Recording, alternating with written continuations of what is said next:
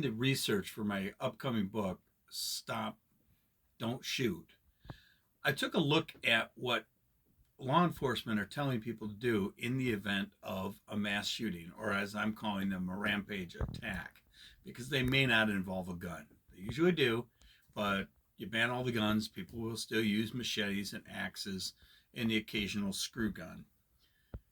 So they say run, hide, fight back. And first of all, people are predators. Our eyes are adapted to zero in on movement. So running will likely draw gunfire directed at you. In the service, those of you who are veterans may remember that. What do they tell you when there's an incoming attack or an ambush? Everybody hit the dirt. They don't say everyone run in a bunch of different directions. Hide. Take a look at how well this works in schools. You gather all the kids into closets, and it's like shooting shooting fish in a barrel. I recommend you pull a fire alarm. Then people go out in a dozen different directions. There's an alarm going off, and you don't have a 911 operator saying, "Sir, I need you to calm down." In the history of the world, no one has calmed down because a snotty 911 operator said, "I need you to calm down. I need you to send a cop, a bunch of cops, and then fight back." And I'm going to quote from Jonathan Gold. Jonathan Gold is a gunshot survivor who is pro-gun ownership, but he is pro-responsible gun ownership. He doesn't believe every lunatic has a right to a gun. He says this assumes that the person will choose a hiding place that is bulletproof. If the gunman has an AR-15, you don't stand much of a chance if you're armed with a heavy hole punch or a stapler. So, what should you do? Well, first of all, the new model is, number one, expect.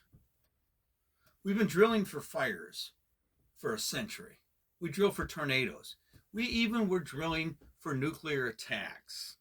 Why aren't we doing more to expect? I'm not saying scare the crap out of little kids.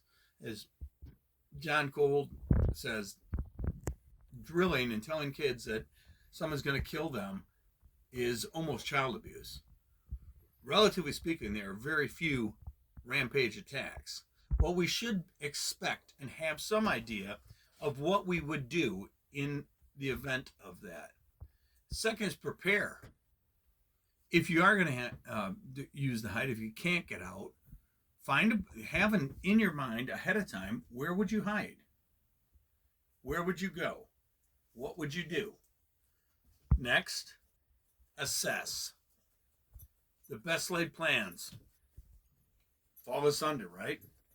You can have the best plan in the world. You can have a procedure that does this, but in the moment, that plan may not work. Alert the authorities, and then turn your damn cell phone off. The last thing you need is your phone ringing when a family member's calling to say, "Are you okay?" Then evacuate. Get out of when you can safely do so, get out of the building and take cover. When you get out of the building, don't stand around looking, hoping the cops are going to do that until you're sure that they are there. Hide in a woods somewhere or in a car, but take cover. Don't stand there like an idiot with your mouth open.